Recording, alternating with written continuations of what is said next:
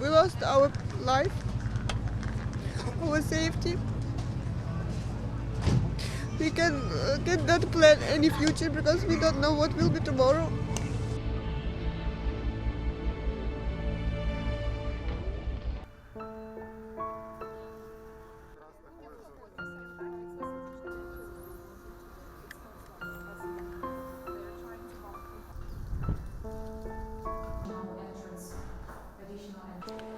Msukosuko wa kihisia ni mgumu kustahimili. Wamelazimika kukimbia sehemu wanayoiita nyumbani, huku wengine wakipoteza maisha. All my life. I left all my life there. And I really hope to come back there. I want to come back home one day.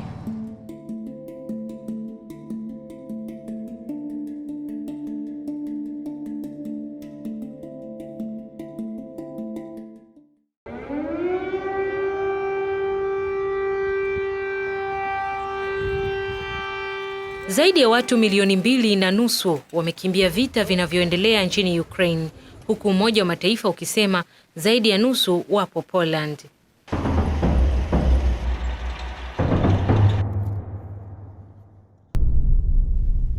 Lakini mtu nyuma ya vita, Rais wa Urusi Vladimir Putin, ameonyesha dalili kidogo ya kurudi nyuma.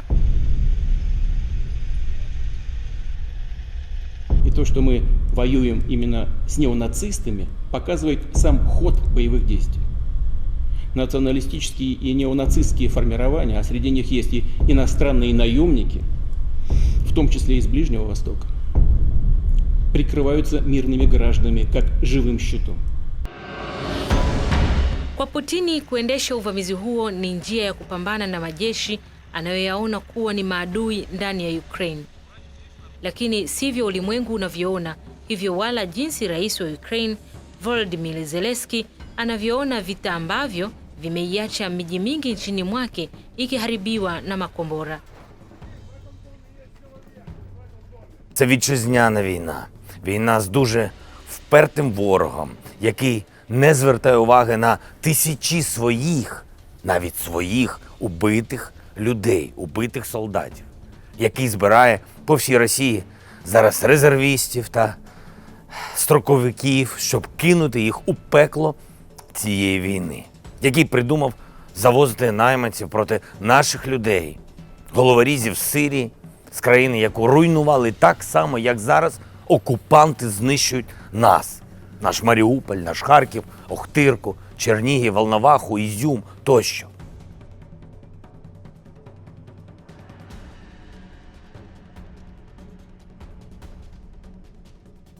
Putin is an aggressor. He is the aggressor. And Putin must pay the price. He cannot pursue a war that threatens the very foundations, which he's doing, the very foundations of international peace and stability, and then ask for financial help from the international community. Kwa angani, nchi kavu na baharini, Urusi imeanzisha shambulio baya dhidi ya Ukraine, demokrasia ya Ulaya, watu milioni 44. Vikosi vyake vinashambulia kwa mabomu katikati mwa jiji na kukaribia mji mkuu wa Kyiv na kusababisha kuhama kwa wakimbizi wengi. Licha ya wito wa kusitishwa kwa mapigano, Putin ameendelea kuwa imara kuendelea na uvamizi wa Ukraine. Кто бы ни пытался помешать нам, а тем более создать угрозы для нашей страны, для нашего народа, должны знать, что ответ России будет незамедлительным и приведет вас к таким последствиям, с которыми вы в своей истории еще никогда не сталкивались.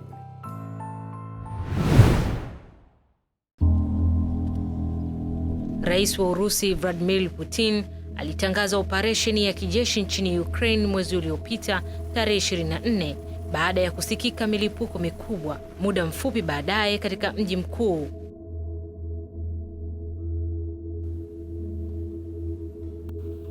Swali ambalo limedumu katika vichwa vya watu wengi duniani ni kwa nini Putin alitangulia mbele ya haki kuvamia Ukraine na nini mwisho wa mchezo wake? Profesa Shin Iraq, mwanauchumi, anasaidia kutoa mwanga.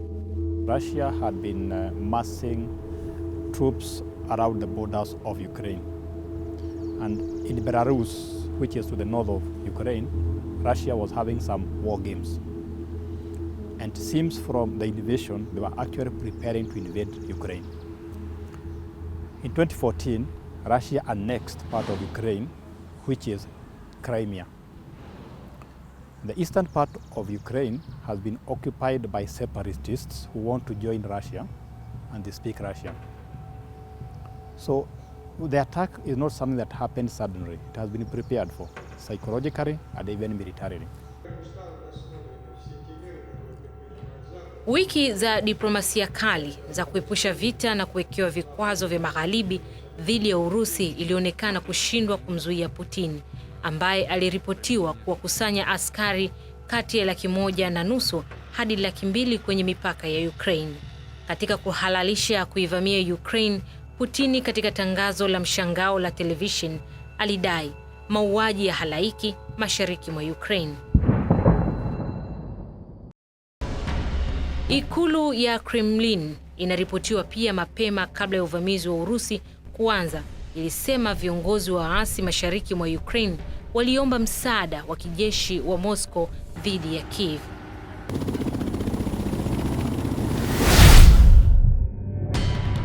Uvamizi wa Urusi umeonekana kote kama jaribio la kupunguza uhuru wa Ukraine, ambayo imekuwa na uhuru wa zaidi ya miaka 29.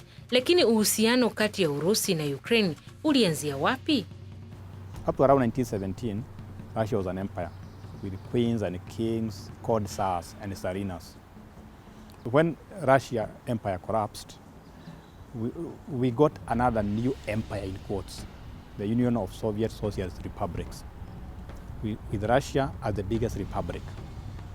So from around 1920 to around 1991, we had the Soviet Republic, the USSR, Union of Soviet Republics. So in 1991, after almost 70 years, the Soviet Union came to an end. And the original 15 republics that had made the Soviet Union went separate ways. That's how we got Ukraine as an independent country, Belarus, Turkmenistan, Moldova, and other countries you have never heard. So for the last 30 years or so, Ukraine has been an independent country. But it appears that the Russian leaders never came to terms with the breakup of the old Soviet Union. So Putin has always had this dream that one day we would get back the old Soviet Union. And I think that's the dream he's trying to realize through Ukraine. I know there are other indications he has given or other excuses he has given that Ukraine want to join NATO, not the Atlantic Treaty Organization. And that will mean that the US weapons, the European weapons, will be at the footsteps of Russia, which is a major security concern.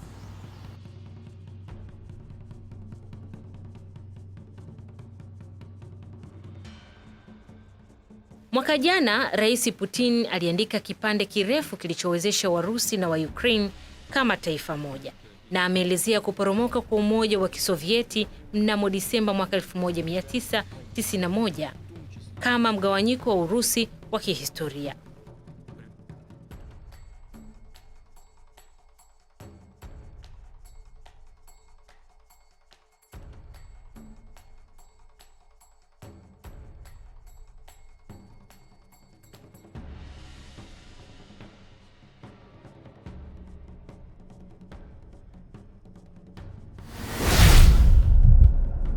Мы также знаем, что уже прозвучали заявления о том, что Украина собирается создать собственное ядерное оружие.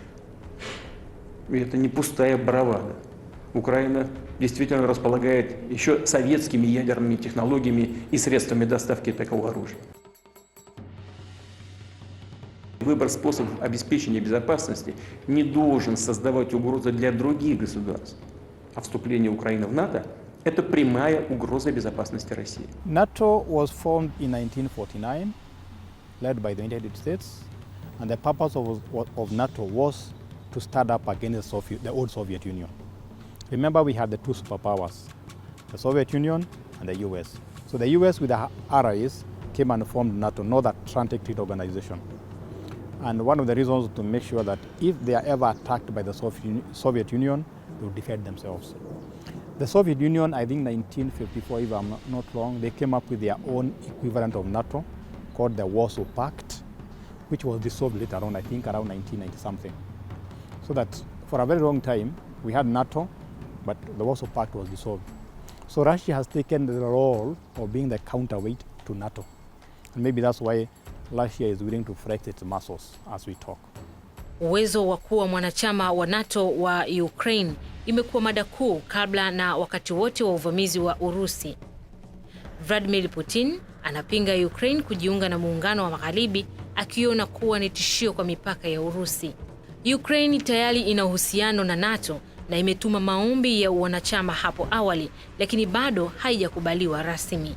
The Russian leader of Vladimir Putin can always argue that we are defending our king, we are defending our brothers on the eastern part of Ukraine.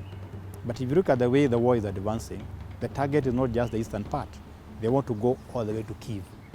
So they are not interested in just protecting their brothers, but probably taking over the whole of Ukraine. And the end game, have repeatedly said, is to make sure that the Ukrainian government that they are going to impose will be friendly to Russians. Profesa Iraq anaongeza kwamba inaonekana kuna mengi zaidi ya inavyoweza kuzingatiwa uvamizi wa Urusi kwa Ukraine. The first casualty is always the truth. So it's very hard to tell the truth from either side. But I know from around 1997, a lot of former Soviet republics like Latvia and Lithuania and so on joined NATO. And Russia has never been happy with that, because that is towards the border. So in case of war, or in case, even if there's no war, Russia feels that these weapons from NATO are too close. So it's a feeling of insecurity, but you have to remember that Russia has to get an excuse to justify the war, and which is a better excuse than saying the internal threats. And those internal threats, it's always good to argue that the problem is not from outside but from inside. And if you want to change a government, then you can always create a story and say there's a threat to Ukrainian government from within. Then you can always say, I'm defending the Ukrainians by removing the threat. But if you look at the history of what has been happening, remember in 2014 there was a regime change in Ukraine. And the person who was removed from power was friendly to Russia. So maybe Russia wants to rewrite history and correct that mistake by getting somebody who is more friendly to them, because their friend was removed in 2014. Kwa muda mrefu, Urusi imekuwa ikiitaka Ukraine kupigwa marufuku kujiunga na muungano wa NATO na wanajeshi wa Marekani waondoke Ulaya Mashariki. Huku uvamizi ukiendelea, Putin ameweka masharti kadhaa magumu ikiwa nchi za Magharibi zingetaka kuondoa mzozo huo, akisema Ukraine inapaswa kuacha azma yake ya NATO na kutoegemea upande wowote.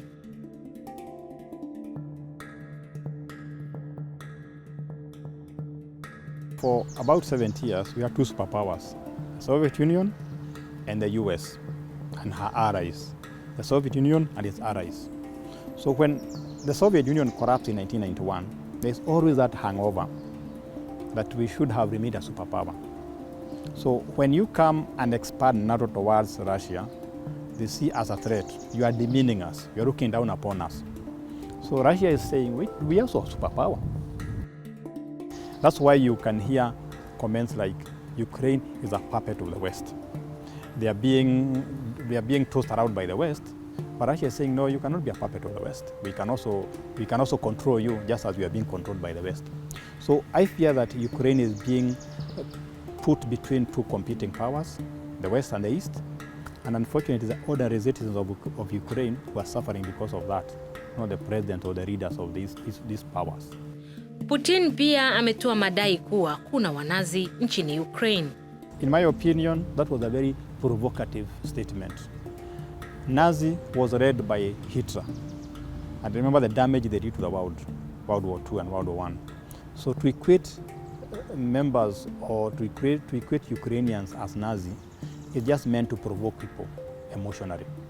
I don't think Ukrainians have any Nazis within them. It's just trying to give them a bad name so that you get sympathy. And you give a very good reason for attacking Ukraine to remove the Nazis. NATO kama mataifa mengine yamekuwa yakisita kuingia katika mstari wa mbele wa vita kuisaidia Ukraine kupambana na vikosi vya Urusi. Rais wa Marekani Joe Biden siku zilizopita alisema hii ilikuwa kuzusha vita vya tatu vya ulimwengu. We're going to continue to stand together with our allies in Europe and send unmistakable message. We'll defend every single inch of NATO territory with the full might of the united and galvanized NATO. We will not fight a war against Russia in Ukraine. Direct confrontation between NATO and Russia is World War III, something we must strive to prevent. So NATO has been sending weapons to Ukraine. That is one response. The second response has been economic, putting sanctions on Russia, like removing them from the SWIFT system, saying we are not going to be investing in oil anymore. We are not going to allow your planes to fly over the European or American airspace. So there has been a very coordinated economic response, but the military response has not been there. I think nobody wants to confront Russia directly. Remember, Russia is nuclear armed, and because of the way Russia reacted by invading Ukraine, nobody is very sure what will be the next of action. I think with time, by gaining independence, Ukraine has been building up its economy, its military, and so on. And I think Russia is seeing that as a threat. So by attacking Ukraine, they are trying to neutralize Ukraine and tell them, wait a minute, you cannot be like us. You must sing our tune. President Putin has been heard saying that Ukraine has always been part of Russia. So he is probably trying to say that, I'm not sure about that he might make Ukraine part of Russia. Profesa Iraki anasema kwamba Volodymyr Zelensky pengine anajaribu kujenga juu ya uhuru wa nchi yake kwa kuonyesha nia ya kujiunga na NATO na EU hapo awali. He was showing a lot of independence, trying to join NATO, trying to join the European Union. Even as we talk, I think this week, he has been saying he wants a fast track of Ukraine to join European Union. So he has not been very popular with Russians. But I think the Ukrainians voted for him.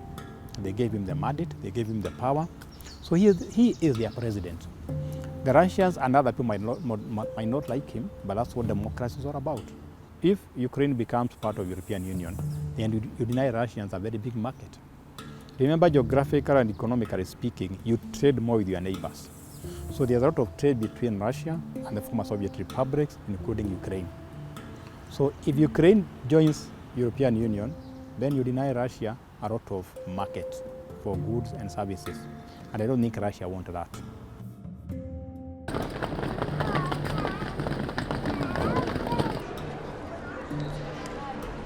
Organisation, wo du denkst, ja. Маму. Маму? Да, она не захотела ехать. Мы ее уговаривали как можно, просто разными способами, но она не захотела ехать. И осталась там. Это самое тяжелое.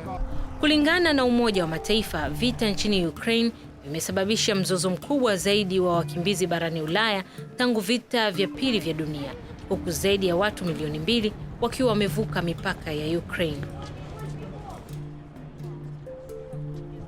Ми маємо разом повернути деяким лідерам Заходу сміливість, щоб вони нарешті зробили те, що повинні були зробити ще у перший день вторгнення.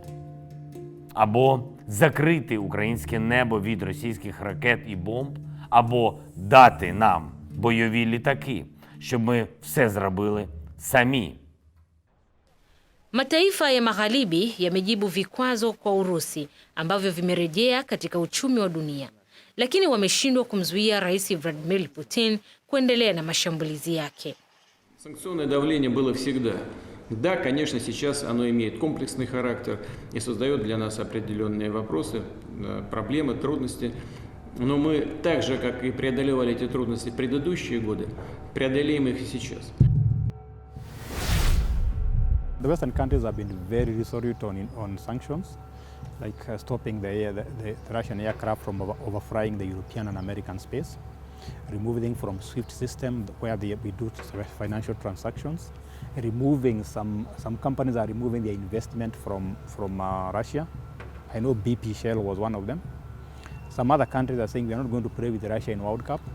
So there has been a lot of sanctions that have been targeted on Russia, and that has led to the depreciation of their currency. But remember that as we put those sanctions on Russia, we must remember Russia is a key player in energy markets, producing a lot of oil, a lot of gas. So as we give sanctions to Russia, we must remember the unintended consequences. That if you restrict the supply of oil and gas from Russia, the price will go up. And everybody is going to have an effect. Athari za uvamizi huo tayari zimeanza kuonekana hadi kwingineko duniani. Masoko ya hisa ya kimataifa yameshuka, bei ya gesi imefika rekodi ya juu na bei ya mafuta kupanda. Putin anasema hana lawama. Europeans are fearing why they are calling it dangerous. They are fearing that if Russia gets Ukraine, they may say, wait a minute, we want to get the other former republics. That's why the European Union is so rattled. And remember, anytime there is a war, the economy is disrupted. The gas supplies, the trading, the market, and so on. So people are seeing this as a very big, even if you are not fighting in the European Union, there are spillovers from Ukraine, because Ukraine trades with the European Union.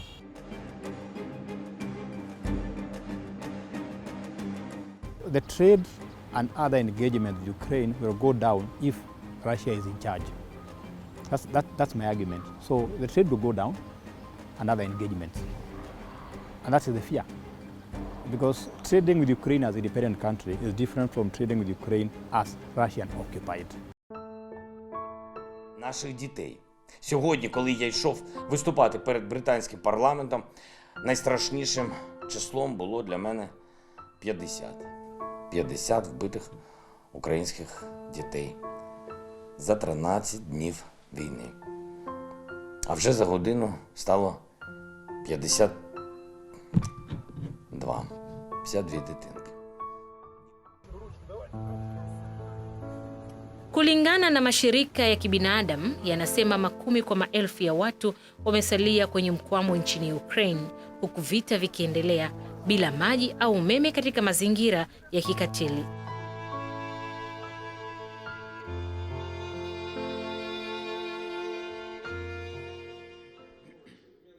Russia is taking no chance. I think they want to make sure they get Ukraine. Now the problem is, and this is what might stop Russia from going too far, is once you take Ukraine, it's going to be costly economically. You have to get young men and women to fight there. You have to pay for that war. But the biggest threat is internally, because some Russians are not happy about going to invade other countries. So Putin might have now to shift away from Ukraine and start unifying his country, making sure there is no instability, there are no chaos in his country.